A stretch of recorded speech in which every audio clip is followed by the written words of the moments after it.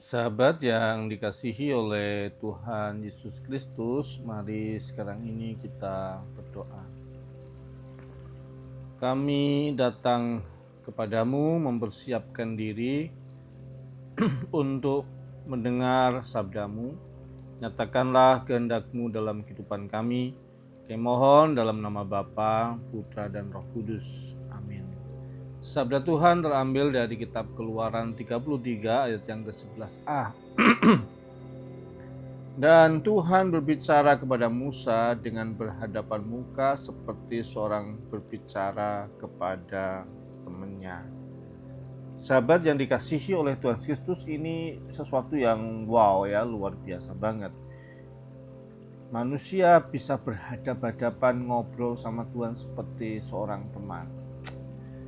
Ini kualitas Musa yang luar biasa dan berkat kasih karunia Allah yang memungkinkan Musa bisa seperti itu. Kombinasi yang lengkap antara manusia yang luar biasa dan kemurahan Allah yang berlimpah.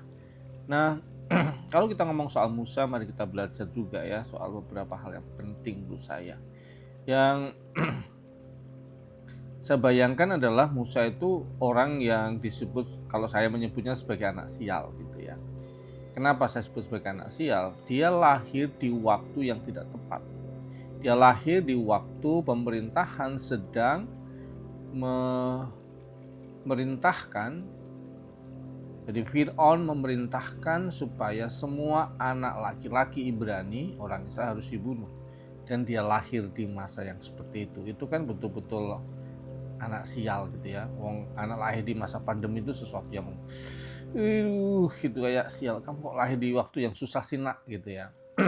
Lahir di masa-masa krisis atau peperangan tuh kayak sial pada zamannya gitu. Tetapi kita sungguh tahu bahwa Musa lahir di masa itu, dengan begitu maka dia disingkirkan, maka dia diungsikan dengan dilarung di Sungai Nil. Dengan dia dilarung di Sungai Nil memungkinkan dia ditemukan oleh putri Fir'aun. Dengan dia ditemukan di putri Fir'aun, maka dia masuk ke istana Fir'aun. Ketika dia masuk ke istana Fir'aun, maka dia dididik dengan tradisi pendidikan istana, dan ternyata itu adalah kelengkapan dia yang nanti akan memimpin sebuah bangsa. Bangsa yang besar, bangsa Israel, yang umatnya jutaan. Kita bisa bayangkan, ternyata nggak sial dari kacamata rancangan Allah yang besar dan panjang itu. Jadi ternyata kita nggak boleh menilai kita, saya anak sial, saya pribadi yang sial. Nah, kita hanya melihat satu penggalan cerita pendek. Tuhan punya banyak penggalan cerita dan itu terangkai dalam keindahan rencana Allah dalam hidup. Maka jangan pernah menilai hidup kita dengan satu penggalan dari kisah hidup kita. Tuhan punya rancangan yang jauh lebih besar dari apa yang kita tahu. Nah, yang kedua, ketika Musa kemudian membela bangsanya dan kemudian dia takut, dia lari sampai ke Median, kemudian berkeluarga di sana, dia mengembalakan kambing domba di sana, kemudian dia pergi mengembalakan kambing domba ke mana-mana, sampai akhirnya dia ketemu sama Tuhan di Gunung Sinai, dipanggil untuk melayani dan seterusnya dan seterusnya. Perjalanan hidup yang kayak apa? Perjalanan hidup roller coaster kan? Bayangin, di peristiwa anak sial, tiba-tiba masuk ke istana. Dari istana yang begitu megah, indah, nyaman, semua lengkap, tiba-tiba jadi seorang pengungsi. Buruan pemerintah, ingin dibunuh. Kemudian menjadi seorang tukang gembala kambing domba. Pergi dari gunung ke gunung, dari bukit ke bukit, lembah ke lembah. Dan ternyata kita tahu apa? Tuhan sedang siapkan sesuatu yang jauh lebih besar dari itu. Ternyata pelarian Musa yang mengembalakan kambing domba ke mana-mana itu survei tempat.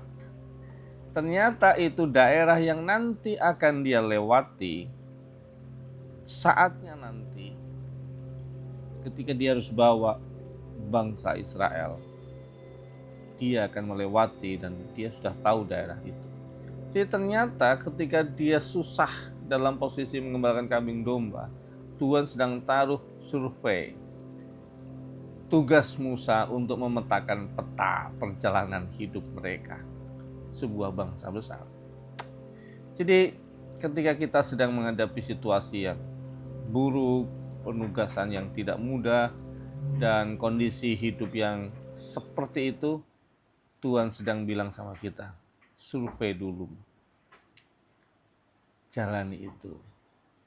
Kamu akan punya kesempatan di tempat yang sama, di jalan yang sama, dengan kondisi yang berbeda.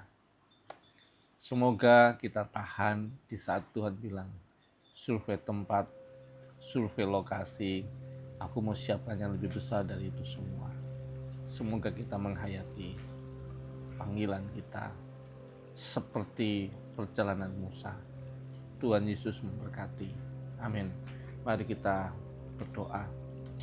Bapa kami yang di surga, dikuduskanlah namamu, datanglah kerajaan-Mu, jadilah kehendak-Mu di bumi seperti di surga. Berikanlah kami pada hari ini makanan kami yang secukupnya. Dan ampunilah kami akan kesalahan kami, seperti kami juga mengampuni orang bersalah pada kami. Dan jangan bawa kami dalam percobaan, tapi lepaskanlah kami dari badan jahat. Karena Engkau yang punya kerajaan dan kuasa dan kemuliaan sampai selama-lamanya. Amin. Tuhan mencintai, menolongmu dan memberkatimu. Dalam nama Bapa, Putra dan Roh Kudus. Amin.